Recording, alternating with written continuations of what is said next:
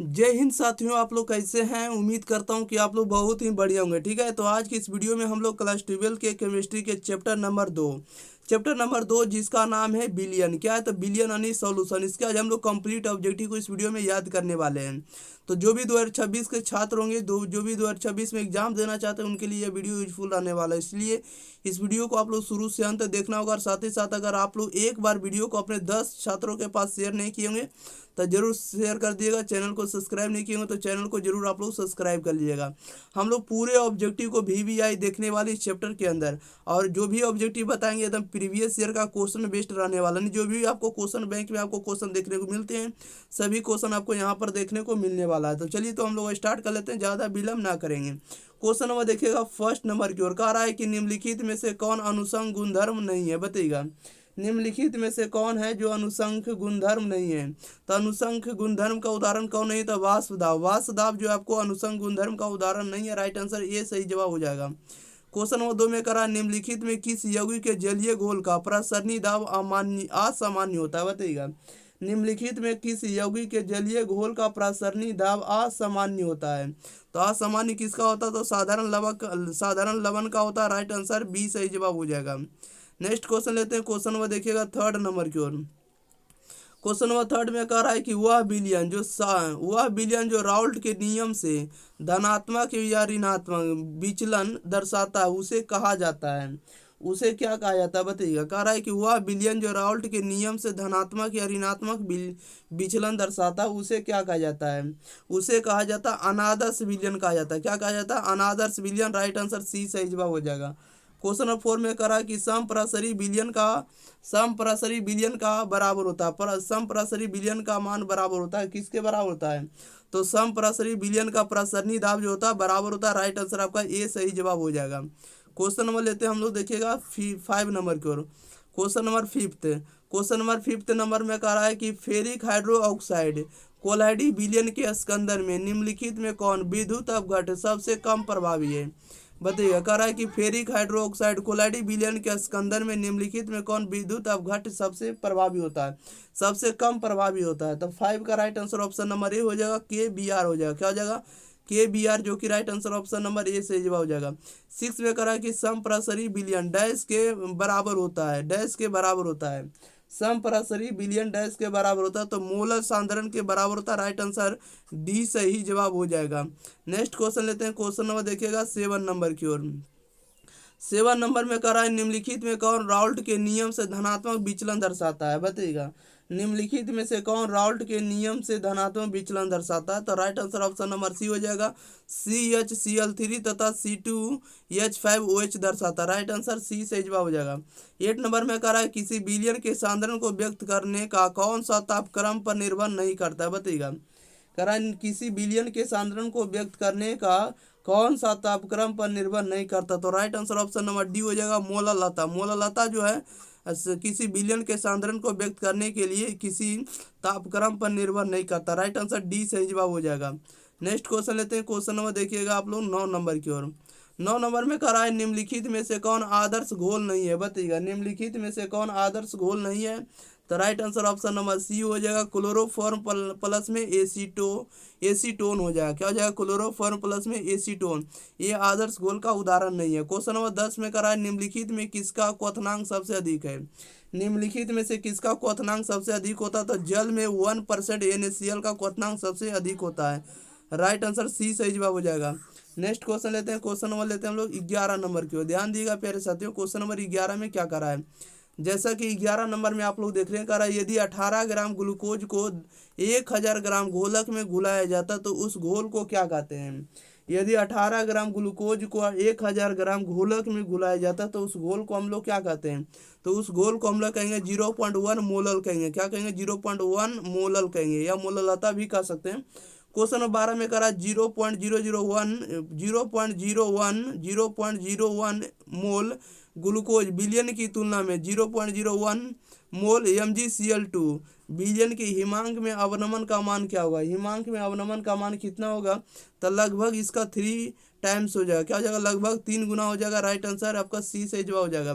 13 में कह रहा है कि टिंडल प्रभाव पाया जाता है। टिंडल प्रभाव जो है पाया जाता है तो सॉल्ट में पाया जाता है। राइट आंसर सी सही जवाब हो जाएगा। नेक्स्ट क्वेश्चन लेते हैं, क्वेश्चन नंबर 14 नंबर की ओर। 14 नंबर में कह रहा है कि 234.2 ग्राम चीनी के घोल में 34.2 ग्राम चीनी है। घोल का मोलर सांद्रण क्या होगा? घोल का मोलर सांद्रण का मान क्या होगा? तो 5.0 मोल होगा। कितना होगा? तो 5.0 नहीं, 5 मोल होगा। क्वेश्चन नंबर 15 में कह रहा है कि प्रसरण दाब निम्नलिखित में किस समीकरण द्वारा व्यक्त होते हैं? प्रसरण दाब निम्नलिखित में किस समीकरण द्वारा व्यक्त होते हैं? तो P बराबर CRT, या तो इसी फार्मूला को P बराबर में हम लोग बोलते हैं NRT भी बोलते हैं। क्या बोलते हैं? NRT। P बराबर NRT। C क्या होता है? तो C कांस्टेंट होता है, N भी यहाँ कांस्टेंट होता है। तो आपको फार्मूला में यहाँ कांस्टेंट के रूप में C लिया गया है और आपको टीचर N पढ़ाते हैं, P बराबर NRT करके पढ़ाते हैं। तो राइट आंसर आपको ऑप्शन नंबर ए सही जवाब हो जाएगा। प्रसरण दाब को P लिखते हैं, P बराबर होता है CRT होता है फार्मूला। ओके, नेक्स्ट क्वेश्चन लेते हैं, क्वेश्चन नंबर 16 नंबर की ओर। 16 नंबर में कह रहा है कि अर्ध पारगम्य झिल्ली, क्या कह रहा है कि अर्ध पारगम्य झिल्ली से प्रसरण क्रिया में निकल पाते हैं। अर्ध कह रहा है कि अर्ध प्रसरण झिल्ली से प्रसरण क्रिया से निकल पाते हैं। ये निकल पाते, राइट आंसर ऑप्शन नंबर इसका बी हो जाएगा। विलायक अणु निकल पाते, राइट आंसर बी सही जवाब हो जाएगा। क्वेश्चन नंबर 17 में कह रहा है कि आदर्श विलयन का निम्न में से कौन सा गुण है? बताइएगा, आदर्श विलयन का निम्न में से कौन गुण है? तो right answer option number A हो जाएगा। यह राउल्ट के नियम का पालन करता है, यह राउल्ट के नियम का पालन करता है, राइट आंसर ये सही जवाब हो जाएगा। क्वेश्चन नंबर 18 में कह रहा है कि पहाड़ों पर जल का क्वथनांक कम हो जाता है, क्यों कम हो जाता है? बताइएगा, पहाड़ों पर जल का क्वथनांक कम हो जाता है क्योंकि वहाँ वायुमंडलीय दाब कम होता है, राइट आंसर ऑप्शन नंबर इसका ये सही जवाब हो जाएगा। वहाँ क्या है? वायुमंडलीय दाब कम होता है, राइट आंसर ये सही जवाब हो जाएगा। 19 में कह रहा है कि निम्न में से विलयन के लिए कौन अनुसंख्यक गुण है? बताइएगा, अनुसंख्य गुण का उदाहरण कौन होगा? तो right answer option number A हो जाएगा, जो कि क्या हो जाएगा? प्रसरण दाब। क्या हो जाएगा? प्रसरण दाब हो जाएगा। ओके, अगला क्वेश्चन लेते हैं, क्वेश्चन नंबर देखिएगा 20 नंबर की ओर। प्यारे साथियों, क्वेश्चन नंबर 20 में क्या कर रहा है? 20 नंबर में कर रहा है, आसान प्रश्न है, कर रहा है शुद्ध जल का पीएच मान होता है।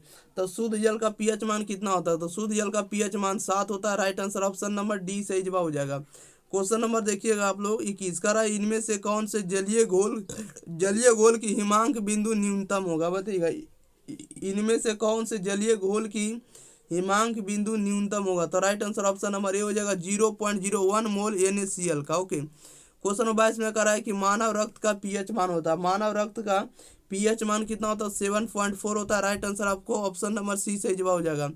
क्वेश्चन नंबर 23 नंबर में कह रहा है कि 0.1 मोल BaNO2 का होल टू घोल का वांट हॉफ गुणक 2.74 है, तो विघटन स्तर कितना होगा? तो विघटन स्तर का मान हो जाएगा 87%, यानी 87%। कितना हो जाएगा? 87%। ओके, 87%। नेक्स्ट क्वेश्चन लेते हैं, क्वेश्चन नंबर 24 नंबर की। ध्यान दिएगा, क्वेश्चन नंबर 24 में क्या कर रहा है?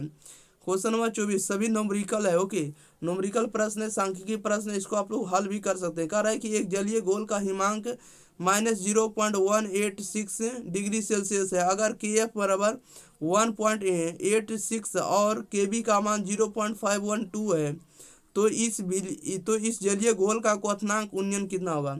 इस घोल का जो है क्वथनांक उन्नयन का मान कितना होगा? तो 0.0512 होगा। Okay, right answer option number D हो जाएगा। क्वेश्चन नंबर 25 में कह रहा है, यदि n घोल पदार्थ के मोलों की संख्या तथा n घोल के मोल की संख्या है, तो घुली के मोल प्रभाज का मान क्या होगा? तो मोल प्रभाज का मान होगा n/n+n होगा, छोटा n बटा में बड़ा n प्लस में छोटा n, राइट आंसर बी सही जवाब हो जाएगा।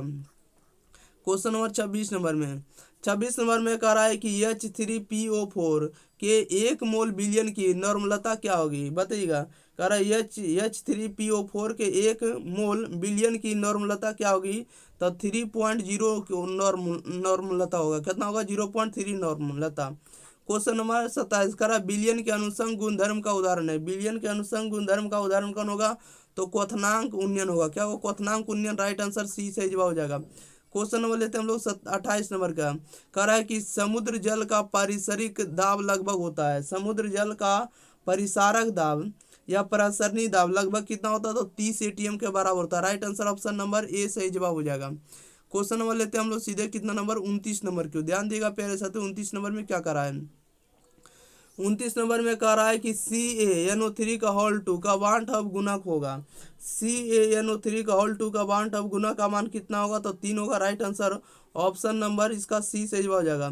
30 में कह रहा है कि ग्लूकोज के जलीय विलयन की शक्ति 10% है, इसके 1 ग्राम मोल कितने आयतन में घोले हुए हैं, बताइएगा। कह रहा है कि ग्लूकोज के जलीय विलयन की शक्ति 10% है, इसके 1 ग्राम मोल कितने आयतन में घुले हुए हैं, तो 1.8 लीटर में घुले हुए हैं। ओके। क्वेश्चन नंबर 31 में कह रहा है निम्नलिखित में कौन अनुषंग गुणधर्म नहीं है, बताइएगा। निम्नलिखित में कौन है जो अनुषंग गुणधर्म नहीं है, तो प्रकाशिक सक्रियता कौन है, तो प्रकाशिक सक्रियता जो आपको अनुषंग गुणधर्म का उदाहरण नहीं है।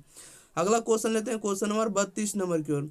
32 नंबर में क्या कर रहा है, 32 में कर रहा है किसी घोल का प्रसरण दाब का संबंध दिया जा गया है। किसी घोल का प्रसरण दाब का संबंध दिया गया, तो पाई बटा सी बराबर में एस टी के, पाई बटा सी बराबर में एस टी के बराबर दिया गया। Next question, question number 33 number का रहा है किसी बिलियन में विलेय का मोल प्रवाह व्यक्त किया जाता है। किसी बिलियन में विलेय का मोल प्रवाह व्यक्त किया जाता है, तो एक्स सॉल्यूट बराबर एन बटा एन प्लस एन के बराबर। Right answer option number A सही जवाब हो जाएगा। नेक्स्ट क्वेश्चन, क्वेश्चन नंबर लेते हैं हम लोग कितना नंबर, 34 नंबर की ओर। 34 नंबर में कह रहा है कि परमाणु द्रव्यमान बराबर होता है, परमाणु द्रव्यमान बराबर होता है, तो right answer option number C हो जाएगा। परमाणु के न्यूट्रॉनों की संख्या और प्रोटॉन के योगफल के। राइट आंसर सी सही जवाब हो जाएगा। 35 में कह रहा है कि आपेक्षिक वाष्प दाब का अवनमन होता है, आपेक्षिक वाष्प दाब का अवनमन होता है, तब पी नोट माइनस में पीओ माइनस में पीएस बटा में पी नोट के बराबर होगा। Right answer option number B सही जवाब हो जाएगा। नेक्स्ट क्वेश्चन लेते हैं, क्वेश्चन नंबर देखिएगा आप लोग सीधे कितना नंबर, 36 नंबर की ओर ध्यान देगा प्यारे साथियों। 36 नंबर में क्या करा है, क्वेश्चन नंबर 36 में करा है निम्नलिखित में कौन है जो राउल्ट नियम है, बताइएगा। निम्नलिखित में से कौन राउल्ट नियम है, या राउल्ट नियम कौन सा है इसमें से ऑप्शन में, तो राउल्ट नियम है पी बराबर पी नोट एक्स के बराबर होगा, जो होगा राउल्ट का नियम पी बराबर पी नोट एक्स के बराबर होता है। 37 में करा है कि निम्न में से ताप द्वारा प्रभावित नहीं होती है, बताइएगा। निम्न में से ताप द्वारा प्रभावित नहीं होती है, तो मोललता, मोललता जो आपको ताप द्वारा प्रभावित नहीं होती है। राइट आंसर डी हो जाएगा। 38 में करा है निम्नलिखित जलीय घोल में किसका क्वथनांक अधिकतम होगा, निम्नलिखित में बताना है, निम्नलिखित में से जलीय घोल में किसका क्वथनांक अधिकतम होगा, तो right answer option number B हो जाएगा। 0.1 मोल Na2SO4 के बराबर इसका क्वथनांक सबसे अधिक होगा।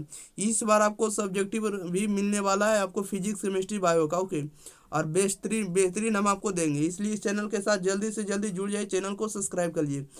39 में कह रहा है कि एक घोल जिसका प्रसरण दाब 300 केल्विन पर 0.0821 वायुमंडल है, इस घोल का सांद्रण क्या होगा, इस घोल का सांद्रण कितना होगा, तो 0.033 मोल के बराबर होगा। राइट आंसर डी सही जवाब हो जाएगा। 40 में कह रहा है कि HCl और H2O के स्थिर क्वाथी मिश्रण में होगा, HCl और H2O के स्थिर क्वाथी मिश्रण में होगा, तो 20.2% HCl होगा। ओके, राइट आंसर डी सही जवाब हो जाएगा। 41 में कह रहा है कि प्रसरणी दाब बढ़ता है जब, प्रसरणी दाब बढ़ता है जब क्या होगा, तो तापक्रम बढ़ता है। जब हम लोग तापक्रम को बढ़ाते हैं तो प्रसरणी दाब का भी मान क्या होता है, बढ़ता है। राइट आंसर ये हो जाएगा। क्वेश्चन नंबर 42 नंबर में कह रहा है कि घोला के 1 kg में उपस्थित घुल्ली के मोलों की संख्या को क्या कहते हैं, घोला के 1 kg में उपस्थित घुल्ली के मोलों की संख्या को क्या कहते हैं, तो मोललता कहते हैं। राइट आंसर आपका बी सही जवाब हो जाएगा। क्वेश्चन नंबर 43 में कह रहा है वैसा घोल जो एक निश्चित ताप पर संयोजन में बिना किसी प्रकार के परिवर्तन के उबलता है, उसे क्या कहते हैं, बताइएगा। वैसा घोल जो एक निश्चित ताप पर संयोजन में बिना किसी प्रकार के परिवर्तन के उबलता, उसे क्या कहते हैं, उसे हम लोग एजियोट्रोपिक मिश्रण कहते हैं। क्या कहते हैं, एजियोट्रोपिक मिश्रण कहते हैं। राइट आंसर ए सही जवाब हो जाएगा। चलिए प्यारे साथियों, तो इस वीडियो में आपको पूरे ऑब्जेक्टिव कंप्लीट कर दिए, तो आपका काम रहेगा कि वीडियो को आप लोगों को क्या कर देना है, कम से कम 10 लोगों के पास शेयर जरूर कर देना है। चैनल को अगर आप लोग सब्सक्राइब नहीं किए होंगे तो सब्सक्राइब जरूर कर दिए। ओके, आप लोग प्रत्येक स्टूडेंट को इस चैनल के साथ जोड़िए, आपको बेस्ट कंटेंट हम इसी चैनल पर प्रोवाइड करेंगे। और PDF के लिए आपको हम बता ही देते हैं कि टेलीग्राम चैनल एग्जाम फ्री पर आप लोगों को जाकर सर्च करना होगा, वहाँ से आपको PDF मिल जाएगा, नहीं तो वीडियो के डिस्क्रिप्शन में हम आपको लिंक दे देंगे। ओके, वहाँ से भी डाउनलोड कर सकते हैं। अगर आप लोग फिजिक्स का कंप्लीट ऑब्जेक्टिव नहीं पढ़े जरूर जाकर पढ़ लीजिएगा। केमिस्ट्री का हम आपको वीडियो अपलोड कर रहे हैं। इसके बाद हम आपको बायोलॉजी का अपलोड कर चुके हैं, हिंदी का भी अपलोड हो चुका, वहाँ से आप लोग जाकर देख लीजिएगा, ठीक है। जो भी आर्ट्स वाले स्टूडेंट होंगे, फिलोसफी का ऑब्जेक्टिव यहाँ से धीरे धीरे अपलोड होना स्टार्ट हो चुका, धीरे धीरे सभी ऑब्जेक्टिव को अपलोड कर देंगे, सभी विषय का। तो आप लोग इस चैनल के साथ जल्दी से जल्दी जुड़ जाइए, ताकि बेस्ट कंटेंट आपको एग्जाम के लिए हेल्पफुल आने वाला है। और जो भी कंटेंट आएगा आपको एग्जाम से रिलेटेड, हम सभी आपको इस चैनल पर अपलोड कर देंगे वीडियो के रूप में, आप लोग पढ़ लीजिएगा। और यहाँ से बाहर आपको नहीं जाने वाला एक भी क्वेश्चन। मिलते हैं हम लोग इसी के साथ अगली वीडियो के साथ, तब तक के लिए बताइएगा कि रमेश सर का जो कंटेंट है एग्जाम पेपर पढ़कर आप लोग को कैसा लग रहा है। तो मिलते हैं, thank you for watching this video, धन्यवाद।